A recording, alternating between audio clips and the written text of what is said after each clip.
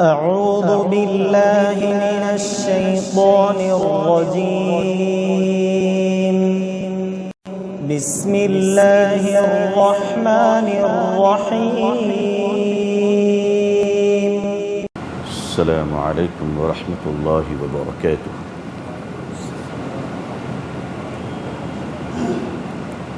بسم الله الرحمن الرحيم.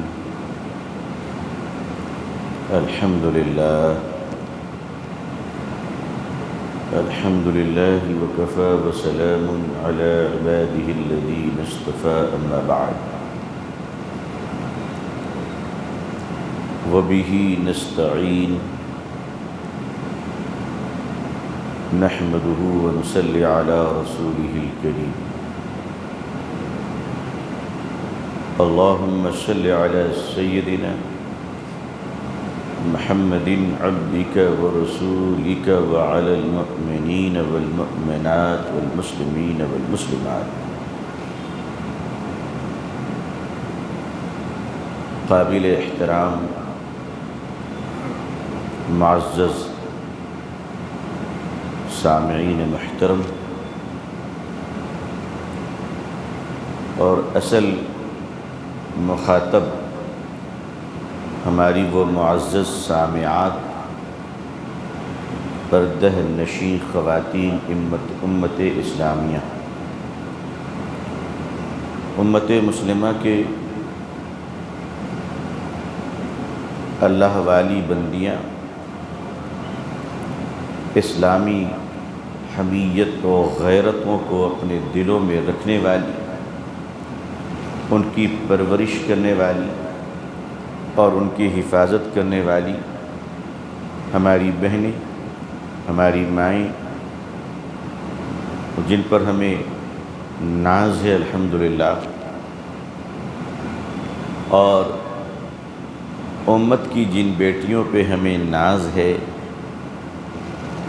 اس کفر و شرک کے دیواروں میں انہی کے نام سے زلزلہ بھی پیدا ہے۔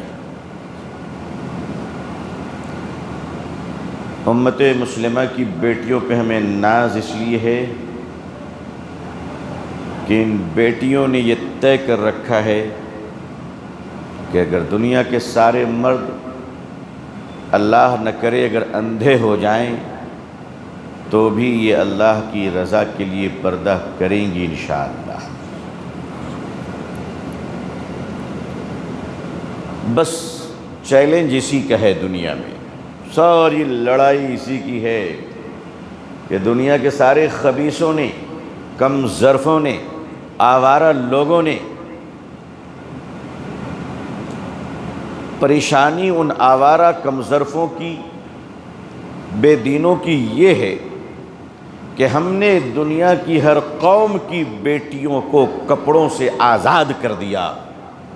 اگر کسی کو ہم بغاوت پہ اتار نہ سکے تو یہ محمد رسول اللہ کی بیٹیاں ہیں صلی اللہ علیہ وسلم، یہ محمد رسول اللہ صلی اللہ علیہ وسلم کی امت کی بیٹیاں ہیں۔ آپ بتاؤ پھر امت کی نازنینوں پہ ہم ناز کیوں نہ کریں؟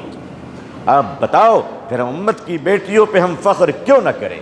بے شک اے مسلمانوں کی بیٹیاں، تم تو جان ہو اسلام کی، آپ ہو اسی لیے ہم بھی ہیں۔ اگر ہماری ماؤں کے گود میں برکت نہ ہوتی، اگر ہماری ماؤں کے چہروں پہ نقاب نہ ہوتا تو ہمارے چہروں پہ داڑھی اور سر پہ ٹوپیاں بھی نہ ہوتی۔ آج دین زندہ ہے مسلمانوں کی بیٹیوں کی وجہ کر، آج دین زندہ ہے مسلمانوں کی بہنوں کی وجہ کر، دین زندہ ہے مسلمانوں کی ماؤں کی وجہ کر۔ مسجدوں کو بھر کے مردوں نے وہ انقلاب پیدا نہ کیا جو ایک بیٹی نے نقاب کو پہن کر حضور کے دین کو زندہ کیا ہے صلی اللہ علیہ وسلم۔ ہم اس بیٹی کو کیسے بھلا سکتے ہیں جو ہزاروں ایوان باطل میں اللہ اکبر کا نعرہ لگاتی ہے؟ خدا کی قسم ہم نعرہ تو بچپن سے سن رہے ہیں، لیکن اس بیٹی کے نعرہ نے دوبارہ ہمیں زندہ کر دیا، دوبارہ ہمیں زندہ کر دیا۔ قربان جائیے نبی کریم صلی اللہ علیہ وسلم کی چہیتی اور لاڈلی بیٹی پر حضرت فاطمہ رضی اللہ تعالیٰ عنہ کہتی ہے، علی میری موت ہونے کے بعد میرے انتقال ہونے کے بعد میرے جنازے کو دن میں نہیں رات کے اندھیرے میں اٹھانا، تاکہ زندگی بھر میں حیا و شرم میں رہی ہوں۔ میری غیرت کو یہ گوارا نہیں ہے کہ کسی غیر مرد کی نظر میری کفن پہ بھی پڑ جائے۔ قیامت کے دن پل صراط سے جب حضرت فاطمہ رضی اللہ تعالیٰ عنہ گزریں گی تو حکم آئے گا اللہ کی طرف سے، اب ان تمام مخلوق انسان اور فرشتوں اپنی نظروں کو نیچے کر لو، اس لیے کہ اب حضور کی بیٹی فاطمہ گزرنے والی ہے صلی اللہ علیہ وسلم۔ اللہ اللہ، حضرت فاطمہ رضی اللہ تعالیٰ عنہ فرماتی ہیں عورت کا اسلام اس وقت تک مکمل نہیں ہوتا ہے جب تک کہ اس پہ پردہ نہ آ جائے۔ ایک عورت جب پردہ اختیار کرتی ہے تو اس کا اسلام مکمل ہو جاتا ہے۔ بھائی، اگر تم 1 کلو گوشت کو کھلے راستے لے نہیں جا سکتے کہ تمہیں کوے کا ڈر ہوتا ہے، اگر تم اپنے گھر میں اپنے دودھ کو اس لیے کھلا نہیں چھوڑ سکتے کہ تمہیں بلی کا خوف ہے، تمہارے سامنے 1 کلو گوشت کی قیمت ہے؟ تمہاری نظروں میں 1 لیٹر دودھ کی قیمت ہے؟ خدا کی قسم، اس دنیا میں ہمیں اپنی بیٹیوں کی قدر ہے، اپنی بہنوں کی قدر ہے۔ اگر تم کوے کے خوف سے گوشت کو بچاتے ہو، اگر بلی کے ڈر سے دودھ کو بچاتے ہو، ہم اس دنیا کی آوارہ مردوں سے اپنی بیٹیوں کو بچاتے ہیں، ہم اپنی بیٹیوں کو بچاتے ہیں۔ تمہیں برا لگتا ہے تو لگا کرے، تمہیں مرنا ہے تم مر جاؤ۔ ہاں ہاں، یہ میرے رسول کا حکم ہے صلی اللہ علیہ وسلم۔ میری بیٹیوں نے کہہ رکھا ہے، میری بہنوں نے کہہ رکھا ہے کہ چلچلاتی دھوپ میں ہم پسینے برداشت کر لیں گے مگر جہنم کی آگ کو برداشت نہیں کریں گے۔ اللہ اکبر، تم ان کی قربانیوں کو کیا جانو، تم ان کی مہربانیوں کو کیا جانو۔ وہ گرمیوں کے زمانے میں وہ گھروں میں کھانا بناتی ہیں، یہ ان کی قربانی ہے۔ مسلمانوں کے بچوں کی پرورش کر رہی ہے، یہ ان کی قربانی ہے۔ میرے آقا صلی اللہ علیہ وسلم نے فرمایا، بیٹی فاطمہ تو علی کے گھر میں جھاڑو دے گی، خدا تجھے صدقہ کرنے کا ثواب عطا فرمائیں گے۔ تمہیں کیا پتا کہ ایک مرد اللہ کے راستے میں جہاد کے میدان میں لڑتے ہوئے تلوار کے سائے میں جب نماز پڑھتا ہے تو اس کی نماز کا جو مقام ہوتا ہے، وہی مقام اللہ اپنی بندی کو گھر کے بند کمرے میں نماز پڑھنے پر عطا فرماتے ہیں۔ ہمارے لیے ہفتے میں 1 دن جمعے کا ثواب ہے۔ ہماری بیٹیاں اور بہن اور ہماری مائیں جب حیا اور پردے کے ساتھ نماز پڑھتی ہے، خدا انہیں روز عطا فرماتا ہے ایسے ثواب، اللہ ان کو روزانہ ایسی نیکی عطا فرماتا ہے۔ ہماری بہنوں اور بیٹیوں کا جو مقام اللہ نے رکھا ہے، اے دنیا کی ننگی قوموں، تمہیں کیا پتا، تم کیا جانو کہ ایک ماں کا مقام کیا ہے؟ تم کیا جانو ایک بیٹی کا مقام کیا ہے؟ تم کیا جانو ایک بہن کا مقام کیا ہے؟ بہن اور بیٹیاں میرے آقا صلی اللہ علیہ وسلم پہ قربان جائے ہم، قربان جائے ہم۔ آپ نے فرمایا گھر کے کھانے میں عیب مت نکالو، اس لیے کہ بڑی محنتوں سے ہماری بہنیں بناتی ہیں۔ مجھے آپ یقین مانیے، ذاتی طور پہ ان مردوں سے مجھے نفرت آتی ہے جو لقمہ اٹھاتی برائی بیان کرتے۔ اتنا ہی شوق ہے تو 2 روٹی تم جا کر بنا لو، تم جا کر بنا لو۔ تمہیں احساس نہیں ہوتا کس گرمی میں ہماری بہنیں کھانا بناتی ہیں، کس گرمی میں وہ قربانیاں دیتی ہیں؟ عزیزان ملت کون ہے جو ہماری بہنوں کی مہربانیوں کا اور ان کے احسانات کا اور ان کے خوبیوں کا مقابلہ کر لے؟ اسلام کی بیٹیاں، او فرزندان، او بنت اسلام، اللہ نے تمہیں اتنا بڑا مقام دیا، اتنا بڑا مقام دیا کہ لوگوں، او مردوں، او بیٹوں، او بھائیوں، او شوہروں، گھر میں جب کھانا کھایا کرو تو ہر لقمے پہ کہا کرو اللہ تمہیں جزائے خیر دے، تمہارا احسان ہے کہ تم نے مجھے بنا کر دیا۔ شرم آنی چاہیے۔ ہم کہتے ہیں یہ کھانا اچھا نہیں ہے، کون ہوتے ہم کہنے والے؟ اگر اللہ تعالیٰ یہ روٹیاں چھین لے تب کیا کرو گے؟ تب کیا کرو گے؟ میں دنیا میں ایسے انڈسٹریلسٹ کو جانتا ہوں میرے بھائیوں، جن کے اربوں خربوں کے کاروبار ہیں مگر وہ بسکٹ پہ زندگی گزار رہے ہیں کیونکہ خدا نے ان کو بیماریوں کا پتلا بنا دیا ہے۔ اللہ سے ڈریے۔ میرے آقا صلی اللہ علیہ وسلم نے ان بیٹیوں کے تعلق سے فرمایا کہ اے لوگو، خطبۃ الوداع کے موقع پہ فرمایا، لوگو میں تم سے اس بات کا مجھے احساس ہے، قیامت کے دن تم سے تمہاری عورتوں کے بارے میں پوچھا جائے گا۔ اے لوگو، اپنی عورتوں کا حق ادا کرنا۔ جو مائیں اپنے بچوں کو دودھ پلانے کے لیے راتوں میں نیند خراب کرتی ہیں، اللہ ان ماؤں کو تہجد پڑھنے کا ثواب عطا فرماتے ہیں۔ کہاں ہیں ہم لوگ؟ کس دنیا میں جی رہے؟ اسلام، یہ جو بیٹیاں ہماری اسلام پر مٹ رہی ہیں وہ ایسے تھوڑی نہ مٹ رہی ہے، اللہ نے ان کو جذبہ دیا ہے۔ کون ہے؟ بلاؤ مردوں کے بہادروں کو۔ میں اسلام کی تاریخ کو تھوڑا بہت آپ لوگوں کی دعاؤں سے، اپنی بہنوں کی دعاؤں سے الحمدللہ 2-4 صفحات میں نے پڑھے ہیں، اللہ کا شکر ہے۔ اسلامی تاریخ میں مجھے پہلوان پیش کیجئے، مجاہد پیش کیجئے، سپہ سالار پیش کیجئے، شہداء کی جماعت پیش کیجئے، اللہ کے راستے میں لڑنے والوں کی جماعت پیش کیجئے۔ ساری جماعتوں کی سردار اگر کوئی ہوگی تو ایک عورت ہوگی، حضرت سمیہ رضی اللہ تعالیٰ عنہ۔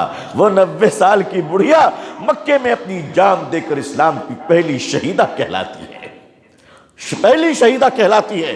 کہ فرمایا جب ابو جہل نے کہا او سمیہ حضور صلی اللہ علیہ وسلم کی ذات کی محبت سے انکار کر دے، اللہ کے وحدانیت کا منکر بن جا، تجھے بخش دوں گا۔ وہ 90 سال کی بوڑھی غریب بہن ہماری، وہ صحابیہ، وہ عظیم شہیدہ، اے سمیہ تیری جوتیوں کو کروڑوں سلام ہے ہماری طرف سے، ہماری طرف سے۔ اے سمیہ رضی اللہ تعالیٰ عنہ، ہم تجھ جیسی ماں کہاں سے لائیں گے؟ کتنے خوش نصیب ہے تیرے شوہر، کتنے خوش نصیب ہے تیرے بیٹے جس کو تو مل گئی۔ کہ حضرت سمیہ فرماتی ہے ارے بد نصیب جہنمی ابو جہل، تو ایک جان کی بات کرتا ہے، مجھے افسوس مرنے کا نہیں ہے، افسوس اس بات کی ہے کہ اللہ تو نے سمیہ کو ایک ہی زندگی دی ہے، کاش 100 بار زندگی دی ہوتی، 100 بار تیرے نام پہ مرنے کا مزہ مل جاتا، مزہ مل جاتا۔ پہلی شہیدہ بتاؤ دنیا کے مردوں، ہم بھی جانتے ہیں حضرت خالد بن ولید رضی اللہ تعالیٰ عنہ بڑے سپہ سالار ہیں، ہم بھی جانتے ہیں حضرت علی رضی اللہ تعالیٰ عنہ کے مقام و مرتبے کے برابر کون ہو سکتا ہے، ہم بھی جانتے ہیں سیدنا حضرت عمر فاروق رضی اللہ تعالیٰ جیسا بہادر ماں کے جیالے، ظاہر ہے کہ جن کے بارے میں اللہ کے نبی صلی اللہ علیہ وسلم تعریف فرما دیں، یہ سارے احترام ہمارے سر پہ ہیں، مگر شہادت میں حضرت سمیہ سے پہلے تو نہیں ہے، شہادت میں عورت سے پہلے تو نہیں ہے۔ لوگوں ہم اپنی بہنوں کی عزت کیوں کرتے ہیں؟ سنا اس لیے کرتے ہیں کہ اس دنیا میں اللہ نے جب زمزم کا چشمہ کھولا تو اس زمزم کو پینے کا سب سے پہلا حق حضرت اسماعیل کی ماں ایک عورت کو ہی تو ملا تھا، وہ حضرت ہاجرہ تھی جو زمزم کو پی لیتی ہیں، اور آج پوری دنیا حضرت ہاجرہ کا جھوٹا پانی پی کر خود کو خوش نصیب سمجھ رہے ہیں۔ ایک ماں کے جھوٹے پانی کے قطرے میں اللہ نے کیا برکت رکھی کہ حضور فرماتے ہیں صلی اللہ علیہ وسلم زمزم پیٹ بھر کر پینا بھی ایمان کی علامت ہے، منافق نہیں پی پاتا ہے۔ اللہ جزائے خیر دے افروز بھائی کہ انہوں نے تو پینے کے لیے زمزم دے دیا مجھے، اللہ اس صدقے میں ہمیں ایمان کی قوت نصیب فرمائے، آمین یا رب العالمین۔ اس ماں کے بارے میں کہاں سے لاؤ گے جس ماں کی تڑپ میں اللہ نے زمزم عطا فرما دیا، زمزم عطا فرما دیا۔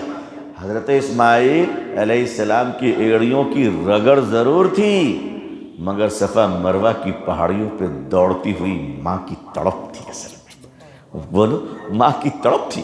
اور کیوں ہم صفا مروہ کے بیچ میں گرین لائٹ میں دوڑتے کیوں ہیں؟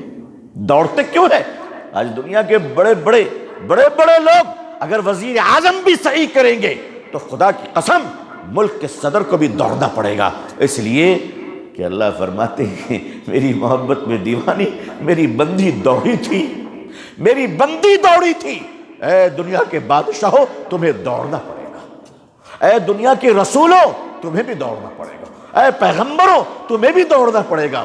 امام الانبیاء صلی اللہ علیہ وسلم دوڑ لیے، اپنی دادی کی سنت پہ ہی تو دوڑ رہے تھے نا، اپنی دادی کی سنت پہ ہی تو دوڑ رہے تھے کہ ہماری دادی جان یہاں دوڑی تھی، حضرت ہاجرہ رضی اللہ تعالیٰ عنہ۔ اس سنت کو قیامت تک ادا کرنی ہے، ورنہ صحیح نہیں ہو، صحیح کا ایک رکن ایک مستحب ایک بہترین ادا ہم سے بچ جائے گی۔ ہم دیکھتے ہیں وہاں پہ ہمارے حاجی دوڑتے، بوڑھے لوگ دوڑتے، ایک بوڑھے شخص کو ہم نے دیکھا جو چل نہیں پا رہے تھے اور وہاں دوڑ رہے، واقعی آنکھیں ڈبڈبا گئی کہ اے اللہ جب تجھے کوئی بندی پسند آتا ہے تو اس کی اداؤں کو قیامت تک کے لیے تو قبول فرما لیتا ہے، قبول فرما لیتا ہے۔ اس دنیا میں اس دنیا میں جس کو باپ نہیں ملا خدا نے اس کو بھی ایک عورت کی شکل میں ماں عطا فرما دی۔ حضرت عیسیٰ علیہ السلام بغیر باپ کے تھے، لیکن ماں کا گود تو ان کو بھی نصیب ہوا۔ ایک ماں کا درجہ، ایک ماں کا مقام بہت عظیم الشان ہے ایک عورت۔ اسی لیے میں بہنوں اور آپ سے کہتا ہوں کہ آپ نقاب میں رہو، انشاءاللہ یہ دنیا اپنی اوقات میں رہے گی۔ کہاں رہے گی یہ دنیا؟ آپ کہاں رہو؟ آپ نقاب میں رہو، یہ دنیا اپنی اوقات میں رہے گی۔ ابھی مدھیہ پردیش کے معزز وزیر داخلہ صاحب نے فرمایا ہندو بچیوں کی تصویریں حجاب میں ہے، اس کی انکوائری کی جائے گی۔ واہ، ضرور کیجئے حضور، مگر ہندو مسلم سب کی بیٹیوں کی پہلے عزت بچانے کی فکر کر لیجئے، بیٹیوں کی عزت بچا لیجئے۔ اور اگر آپ کو حجاب سے تکلیف ہے تو میں آپ کو حجاب والی بیٹیاں دکھا دوں، ذرا اسکول کے ٹائم میں دوپہر 12 بجے سڑک پہ آ جائیے گا۔ جو ہماری بیٹیاں، ہم ہندو مسلم نہیں کرتے، ہم سب کو اپنی بیٹیاں سمجھتے ہیں، اپنی بہن سمجھتے ہیں۔ مسلمانوں آپ سے بھی کہتا ہوں، سڑک پہ جب چلا کرو نا تو صرف اپنی ماں کو نہیں، دنیا کی ہر ماں کو اپنی ماں سمجھا کرو۔ اور ہاں میرے مسلمان بھائیوں، نوجوانوں، جب راستے پہ چلا کرو نا تو نظریں نیچی رکھا کرو، تاکہ مسلمان بھائی ہوں، ہندو بھائی ہوں، کسی بھی دھرم اور بھاشا اور علاقے کی بہنیں اور بیٹیاں جا رہی ہوں تو ان پر ہماری نگاہ نظر خراب نہ پڑے، بلکہ اپنی نظر کو نیچی رکھو۔ میں کہتا ہوں اگر ہمارے ہندو بھائیوں کی پیاری پیاری بیٹیاں، اللہ سب کو خوش رکھے، اللہ اچھا رکھے، اللہ ہمارے دیش بھارت کی حفاظت فرمائے، ہماری ان بیٹیوں کی عزت کی حفاظت فرمائے، جہاں روزانہ بیٹیوں کی عزتیں لوٹی جا رہی ہیں اس دیش میں کہتا ہوں کہ اگر ہمارے اس دیش کے پیارے بھائی، ہماری ہندو بھائیوں کی پیاری پیاری بیٹیاں، مائیں، بہنیں، اللہ سب کو اچھا رکھے، اگر وہ دھوپ سے بچنے کے لیے اپنے چہرے پہ کپڑا لپیٹ سکتی ہے، اگر دھوپ سے بچنے کے لیے اپنے ہاتھوں میں لمبی ساکس پہن سکتی ہے، تو تم دھوپ سے بچنے کے لیے اپنے چہروں پہ حجاب ڈالتی ہو۔ ہماری بہن بیٹیاں جہنم سے بچنے کے لیے اپنے چہروں پہ حجاب ڈالتی ہیں۔ آج آپ چلے جائیے، بولیے حجاب ہے؟ ارے حجاب نہیں، مگر دھوپ سے بچنے کے لیے چہروں کو کور کیا جا رہا ہے کہ نہیں کیا جا رہا ہے؟ تو جب کور کیے ہوئے چہروں کو پہچانو، کچھ لوگ کہتے ہیں لوگوں کو کپڑوں سے پہچانا جائے، سنا ہے کہ نہیں سنا ہے؟ کچھ لوگ کہتے ہیں کہ لوگوں کو کپڑوں سے پہچانا جائے۔ کیسے پہچانوں؟ امام صاحب، مؤذن صاحب بھی کرتا پیجامہ پہنتے ہیں اور بولنے والے خود بھی کرتا پیجامہ پہنتے ہیں، کیسے پہچانے؟ نقابوں میں اب اپنی بیٹیوں کو پہچان لیں گے، سڑک پہ کھڑی ہوئی حجاب میں لپٹی ہوئی وہ بھی تو ہمیں اپنی بیٹیاں ہی لگتی ہیں۔ میری بہنوں سلامت رہو، خوش رہو۔ مسلمان بھائیوں، میں آپ کو آواز دیتا ہوں کہ آپ کی نظر کے سامنے کسی کی بھی بیٹی ہو، ہندو بھائی کی یا مسلمان بھائی کی، اس بچی پر اگر کوئی بری نظر ڈالے تو اس وقت تم بھائی بن جانا، اس وقت تم بیٹا بن جانا، اور اس بری نظر والوں سے اپنی بہن بیٹی، دیش کی بچیوں کو، اللہ کی بندیوں کو، حضور صلی اللہ علیہ وسلم کی امتیوں کو بچا لینا۔ بچا لو اسے۔ یاد رکھو کہ عورتیں ہر مذہب اور ہر دھرم میں پیاری ہیں، مگر حضور صلی اللہ علیہ وسلم نے عورتوں کے بارے میں کیا فرمایا کہ بڑے عالم ہو یا مفتی ہو، خود پیغمبر فرما رہے ہیں کہ جنت ماں کے قدموں کے نیچے ہے، ماں کے قدموں کے نیچے ہے۔ آئیے بیٹیوں کے بارے میں فرمایا جس کے گھر میں پہلی بیٹی پیدا ہوتی ہے، بیٹی، آج ہمارے دیش کی بڑی ودمبڑنا ہے کہ بعض اسٹیٹ ایسے ہیں کہ جہاں بیٹیوں کی کرائسس ہو رہی ہے، میں اس بات پر واقعی میں اس بات کے لیے حکومتوں کو بھی مبارکباد دیتا ہوں کہ وہ کم از کم ایڈ کے ذریعے، بیانات کے ذریعے بیٹی بچاؤ کی بات کرتے ہیں.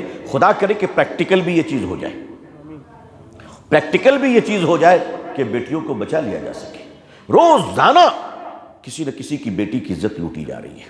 روزانہ میں کہتا ہوں کسی کی تو بیٹی ہے نا، وہ کسی کی تو بیٹی ہے.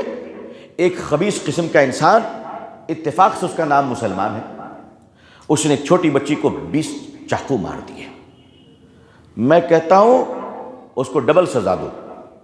اس لیے سزا دو، ایک تو اس نے گناہ کیا ہے، اور دوسرا بے بہودہ اپنے نام کے ساتھ مسلمان بھی ہے. اگر بھارت سرکار اجازت دے تو اسے بیچ چوراہے پہ ہم پھانسی پہ لٹکا دیں اور بتا دیں یہ اسلام نے سزا دی ہے. جب 2012 میں نربھیا کیس ہوا بھارت میں، تو دلی میں جس بچی کی عزت لوٹ کر اسے جینے مرنے پر چھوڑ دیا گیا اور بعد میں بچی مر گئی، تو لیڈر آف اپوزیشن اس زمانے میں تھی آجہانی مرحومہ سشما سوراج جی. وہ پارلیمنٹ میں بول رہی تھی کہ ایسے مجرموں کے لیے اسلام کی سزا صحیح ہے کہ اس نے جرم کیا تو سر قلم کر دو. میں کہتا ہوں آپ کو اسلام کے نام سے چڑھ ہے نا، مگر اپنی بیٹیوں کو بچانے کے لیے سزا لاگو کر دو. ایک دو بلاتکاریوں کو بیچ چوراہے پہ اگر سزا دے دو گے تو کوئی بلاتکار کسی کی بیٹی کی عزت لوٹنے کی ہمت نہیں کرے گا انشاءاللہ. مگر جس دیش میں بلاتکاریوں کو چھوڑ دیا جائے صرف اس لیے کہ جس کا بلاتکار ہوا تھا وہ وشیش دھرم کی تھی اور کرنے والے کسی اور دھرم کے ہیں، جب ان بلاتکاریوں کے جیل سے نکلنے پر پھول اور مالائیں پہنائی جائے تو ایسے سماج میں اچھے انسان نہیں بھیڑیا پیدا ہوا کرتے ہیں. لوگ سمجھیں گے کہ انہی راستوں پر چلنے سے، اپرادھ کی راہوں پر چلنے سے پھول مالائیں ملیں گی، اور زیادہ آگے بڑھ جائے تو ہو سکتا ہے کہ چناؤ میں ٹکٹ بھی مل جائے، اور ہو سکتا ہے کہ ہماری یہ بے رحم سماج، ہماری یہ نفرتی سماج ان کو چناؤ میں جتا بھی دیں، اور اگر مہان کرپا ان پر ہو جائے تو ہو سکتا ہے وہ ناری کلیان کے ماننی منتری بھی بن جائیں. وہ جو کل تک بلاتکار کیا کرتے تھے. میں اس دیش کا ناگرک ہوں، میں ایک بھارتی مسلمان ہوں، اور مجھے گرو ہے بھارت کا ہونے پر. اسی لیے مجھے درد بھی ہوتا ہے کہ جب میں پڑھتا ہوں کہ کسی کی بیٹی کی عزت لوٹ لی گئی تو میں اسے کسی اور کی نہیں، اپنے سماج کی بیٹی سمجھتا ہوں، اپنے دیش کی بیٹی سمجھتا ہوں. اگر دیش کی کسی بیٹی پر گولڈ میڈل لینے پر ہمیں گرو ہے، فخر ہے، تو کسی کی بیٹی کے رونے پر ہمیں غم بھی ہے، دکھ بھی ہے. دکھ بھی ہے کہ آج ہماری بچیاں کہاں کہاں بیٹھی ہوئی ہیں. اس لیے مسلمان بہنوں آپ کی بڑی ذمہ داریاں ہیں، بڑی ذمہ داریاں ہیں. آپ اس دیش کے لیے بھی گورو ہو، آپ ملک و ملت کے لیے بھی فخر ہو. آپ کے چہرے پہ جو نقاب ہے وہ نقاب ظلم کی وجہ سے نہیں ہے، وہ نقاب زبردستی کی وجہ سے نہیں ہے، وہ نقاب مسلم سماج کے ہر دھرمی کی وجہ سے نہیں ہے، بلکہ اسلام کی محبت کی وجہ سے ہے، اسلام کی محبت کی وجہ سے. لوگ کہتے ہیں ٹیلی ویژن پر آج کل ایک سے ایک اسکالر آ گئے جو نقابوں پہ بات کرتے ہیں کہ صاحب نقاب نہیں ڈھکنی چاہیے. کیوں؟ ایک بہن اس میں کہہ رہی تھی کہ مجھے نقاب دیکھ کر بڑی الجھن ہوتی ہے. پہنتی ہے میری بیٹی، الجھن کس کو ہوتی ہے؟ ان کو ہوتی ہے. تو میں نے ان سے بڑے احترام سے کہا کہ اگر آپ کو نقاب والی ہماری بیٹیاں دیکھ کر الجھن ہوتی ہیں تو آپ ناگا سادھوؤں کو دیکھ لیا کیجیے، وہ بالکل بے نقاب ہوتے، ان کا کوئی وستر ہی نہیں ہوتا. جس سماج میں آستھا کے نام پر کسی کو مکمل ننگے چلنے کی اجازت ہو، اس سماج میں آستھا اور دین کے نام پر نقاب پہننے کی اجازت کیوں نہیں ہو سکتی؟ بولیے. یورپ کہتا ہے کہ بیٹیوں کو برقع اور نقاب پہنانا یہ فریڈم آف ویمن کے خلاف ہے، آزادی نسواں کے خلاف ہے. میں اسے یورپ سے پوچھتا ہوں شرم نہیں آتی؟ تمہاری چرچوں میں جو نن کام کرتی ہے اس کے سر پر جو تم نے اسکارف دلا رکھا ہے، کبھی پلٹ کر اس کی طرف نہیں دیکھ لیا؟ چرچوں میں کام کرنے والی کسی نن کو، کرسچن کے کسی نن کو، مشنریز کے، آپ نے سر کھلا ہوا دیکھا ہے آج تک؟ بولیے دیکھا ہے؟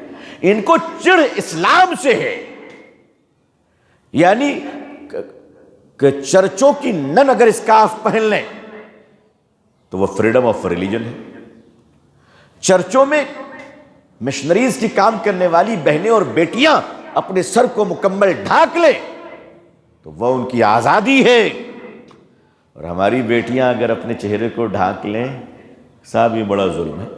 اچھا کیسا ظلم ہے؟ کہتے صاحب مسلمان عورتیں جب اپنے چہرے کو ڈھانک کر سڑک پر چلتی ہیں تو ہم لوگوں کو شرم آتی ہے کہ ہم پر وہ شک کر رہی ہیں۔ مطلب یہ کہ آپ نے چہرے کو اس لیے ڈھانکا ہے کہ آپ کو دنیا کا ہر مرد آوارہ نظر آتا ہے۔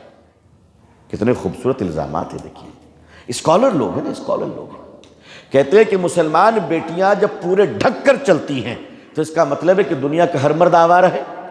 اچھا آپ اپنے گھر میں تالا لگاتے ہو کہ نہیں لگاتے ہو؟ کیوں؟ آپ کا پڑوسی چور ہے؟ بتاؤ کیوں بھائی؟ آپ اپنے پڑوسی کو چور سمجھتے ہیں؟ آپ کے محلے میں تھانہ کھل گیا، پولیس اسٹیشن، بھائی گورنمنٹ کا ایک سسٹم ہے، ہماری گورنمنٹ تھانہ اس لیے کھولتی ہے تاکہ لا اینڈ آرڈر کو مینٹین کیا جا سکے، ہے نا، آپ ٹھیک ٹھاک رہیں، سکون سے سو سکیں۔ ہمارے پولیس والوں کی محنتیں ہوتی ہیں، وہ بھی ہمارے بھائی بہن ہیں، لیکن کسی محلے میں پولیس تھانہ کھلنے کا کیا مطلب ہے؟ پورا محلہ کرمنل ہے۔ اچھا آپ کے گھر میں الماری ہوگی نا، ہوتی کہ نہیں ہوتی؟ تو آپ کے گھر میں کوئی باہر کے لوگ تو نہیں رہتے؟ آپ کی بیوی رہتی، بیٹی رہتی، بہن رہتی ہے، بھائی رہتے ہیں، بیٹا رہتے ہیں، باپ رہتے ہیں، ماں رہتی ہے، یہی رہتی ہے نا بھائی۔ تو اپنی الماری میں اپنے گھر میں پیسہ رکھ کے لاک کیوں کرتے ہو؟ گھر کے بچے چور ہیں؟ ارے بھائی گھر کے بچے چور ہیں کیا؟ آپ کی بیٹی چور ہے؟ بھائی ہماری بیٹیاں نقاب اس لیے نہیں پہنتی ہے کہ آپ آوارہ ہو، ہم جانتے ہیں کہ آپ بہت اچھے ہو، ہم جانتے ہیں۔ پنکھوں کو بند کیجئے، آواز صحیح ہے ماشاءاللہ، فین سارے آف کیجئے، تھوڑا پسینہ آپ لوگوں کی بھی بہن بھائی۔ تو ہماری بیٹیاں، ہماری بہنیں نقاب اس لیے نہیں پہنتی کہ آپ پر شک کیا جا سکے۔ غور فرمائیے، ہماری بیٹیاں نقاب اس لیے نہیں پہنتی ہیں کہ آپ پر شک کیا جا سکے، بلکہ نقاب اس لیے پہنتی ہیں کہ شیطان کو بےہودگی کرنے کا موقع نہ مل سکے۔ کس کو موقع نہ مل سکے؟ بےہودگی کرنے کا موقع نہ مل سکے۔ امریکہ میں ایک سچا واقعہ ہے کہ ایک شخص نے بیچ سڑک پہ، یعنی ٹریفک سگنل کے قریب میں، ایک suitcase, not suitcase, briefcase, چھوٹی والی بریف کیس میں چند $1000، ایک قیمتی گھڑی، ایک اچھے سٹینڈرڈ کیمرہ بریف کیس میں رکھ کر اس کو رکھ دیا، چھوڑ دیا، اور دور بیٹھ گیا دوربین لے کر، بائنوکولر لے کر، یہ دیکھنے کے لیے کہ امریکہ میں چوری چماری بند ہے لیکن دیکھو کوئی چور ہے ابھی بھی۔ تو لوگ آتے، ٹریفک سگنل میں گاڑی رکتے، سب بریف کیس کی طرف دیکھتے، چلے جاتے، سارے لوگ چلے گئے۔ ایک آدمی نے دیکھا، کہا یہ کیا ہے، بڑا مزے کی چیز ہے۔ وہ گاڑی سے اترا، اس نے اپنی اٹھایا اور کار میں رکھ لیا، اس نے دوربین سے دیکھ لیا، اس نے گاڑی نمبر نوٹ کیا، پولیس کو فون کیا، فلانی گاڑی میں فلاں شخص ابھی ایک بریف کیس سڑک پہ گرا ہوا اٹھا لیا جس میں اتنے $1000 اور اتنے سامان ہیں۔ پولیس نے اس کو اریسٹ کر لیا، کیمرے میں دیکھا کہ واقعی اس نے اٹھایا اور چوری کے الزام میں اس کو جیل میں بند کر دیا۔ توجہ فرمائیے گا، اب وہ میجسٹریٹ کے سامنے پیش ہوا۔ جج بڑا ذہین ہوتا ہے اور جج کو ذہین ہونے چاہیے، اور ظاہر سی بات ہے کہ ہمارے جج صاحبان، آج کل تو آن لائن ججمنٹ بھی دیکھا جا رہا ہے، میں بعض جج صاحبان کو دیکھتا ہوں تو جی چاہتا ہے کہ ان کے جوتے صاف کر کر ان کو پہناؤں۔ اتنے ہمبل لوگ ہوتے ہیں بیچارے، اتنے ہمبل لوگ ہوتے ہیں کہ میٹر کو سلجھا دیتے ہیں۔ ایسے بھی جج ہیں اور کچھ لوگ ایسے بھی ہیں بیچارے جو سوچتے کہ ریٹائرمنٹ ہونے کے بعد کہاں سیٹنگ ہوگی ہماری۔ ہے دیش میں ہر طرح کے وچتر پرانی ہیں ہمارے یہاں، اور یہ بالکل آتھینٹک باتیں ہماری۔ تو مجسٹریٹ نے پولیس سے پوچھا کہ اس نے چوری کی، تمہیں یہ پتہ کیسے چلا؟ اس نے کہا سر اس نمبر سے کال آئی تھی، کہا اس کو بلاؤ۔ کال کرنے والے کو بلایا کہ تم نے کہاں سے دیکھا؟ کہا سر میں نے بائنوکولر سے دیکھا۔ کہا اچھا تو تمہیں کیسے پتا تھا کہ چوری کرنے والا جو بائنوکولر لگائے ہوئے تھے؟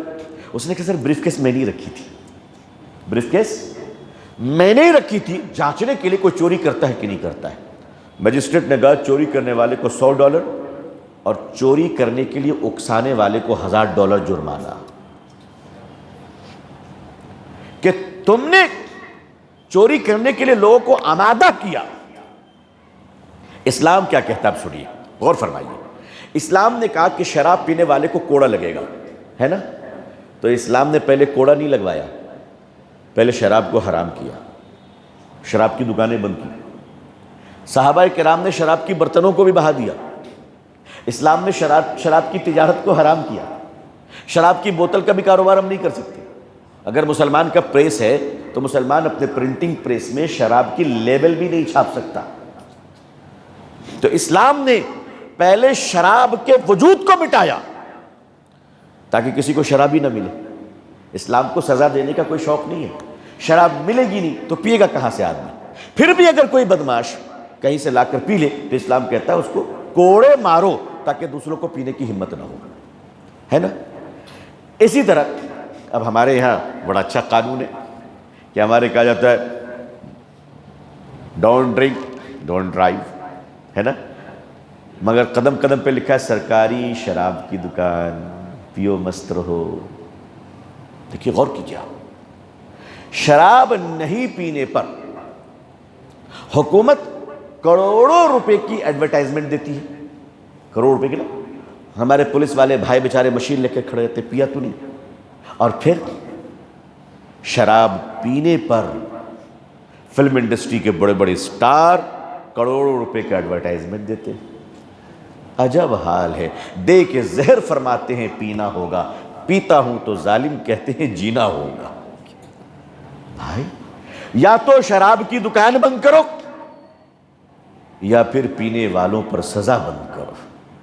یہ کیسا قانون ہے؟ بہت پرانی بات ہے، غالباً 80 کے دہائی میں ایک خبر چھپی تھی اس زمانے میں کسی بڑے انگریزی اخبار میں کہ رات میں دلی کی سڑکوں پہ 2 پولیس کانسٹیبل نے ایک شراب پی کر گاڑی چلاتے ہوئے آدمی کو پکڑ لیا۔ رات میں پکڑا تو دیکھا کہ منہ سے بدبو آ رہی ہے، اچھا، اور گاڑی میں 2 بوتل اور تھی جو جا کر پینے والے تھے لوگ۔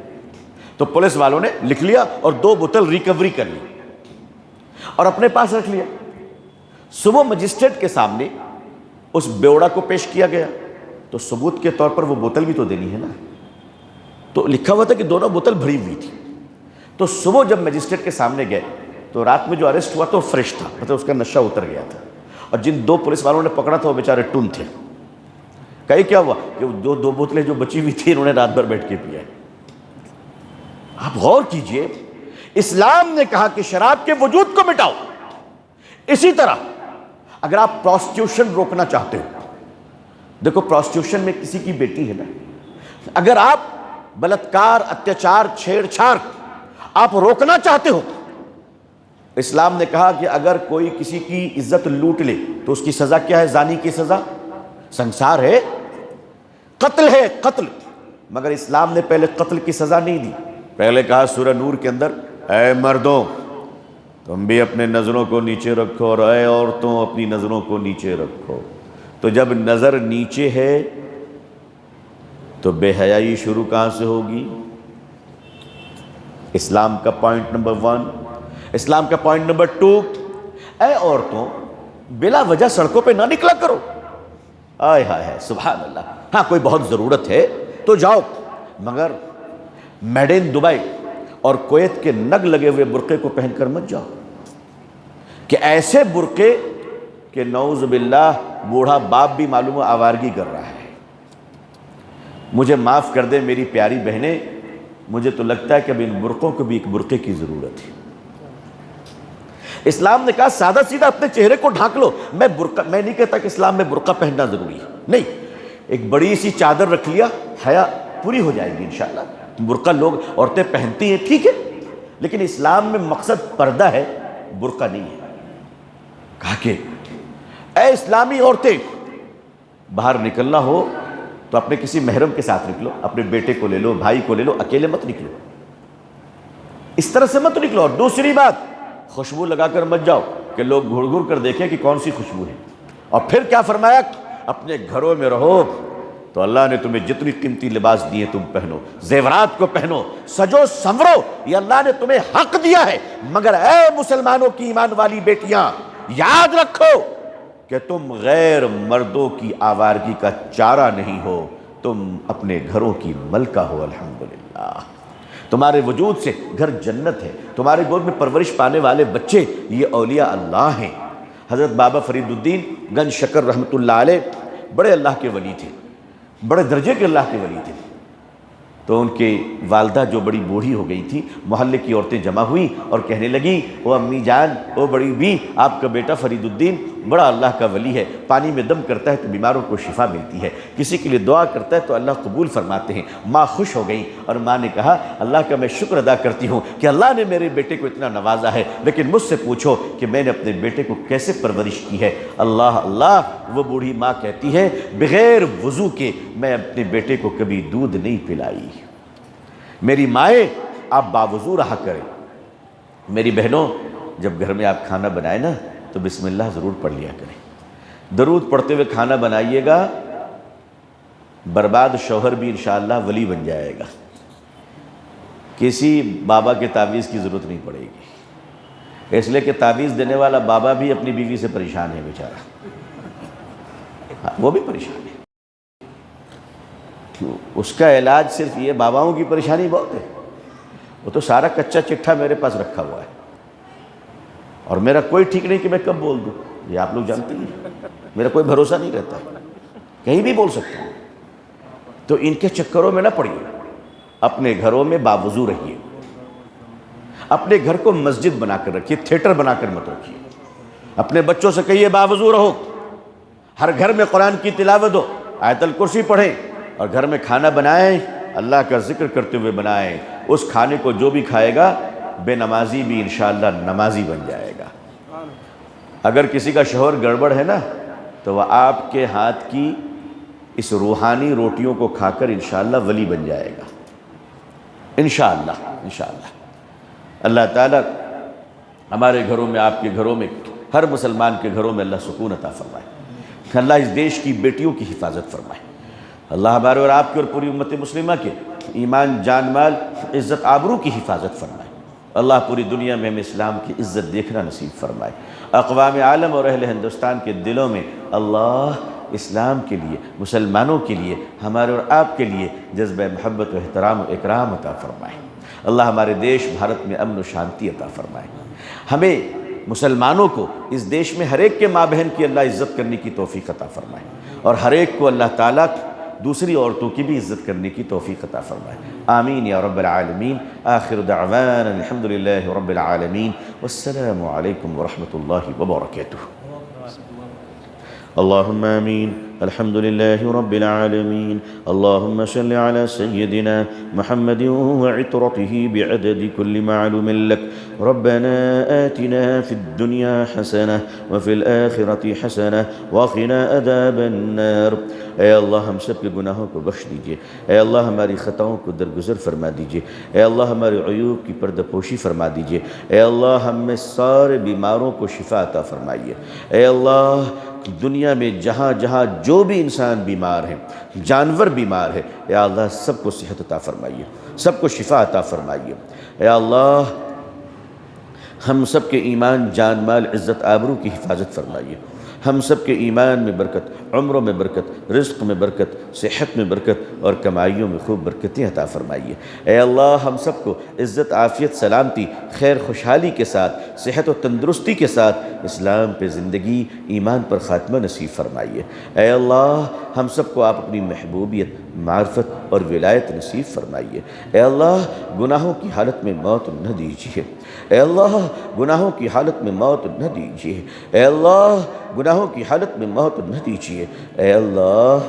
ہم سراپا خطا کار ہیں، ہماری فطرت خطا ہے، آپ کی شان عطا ہے، اے اللہ ہمیں معاف کر دیجیے، اے اللہ موت سے پہلے سچے توبہ کی توفیق ہم میں سے ہر ایک کو عطا فرمائیے، موت سے پہلے آپ اپنی محبت اور ولایت ہم سب کو نصیب فرمائیے، ہم سب کو نبی کریم صلی اللہ علیہ وسلم کی محبت، عظمت، شفاعت اور دعائے مغفرت نصیب فرمائیے، اے اللہ موت کی سختی اور موت کے نقصانات سے ہم سب کی حفاظت فرمائیے، قبر کے مراحل کو آسان فرما دیجئے، بے حساب کتاب جنت میں داخل فرما دیجئے۔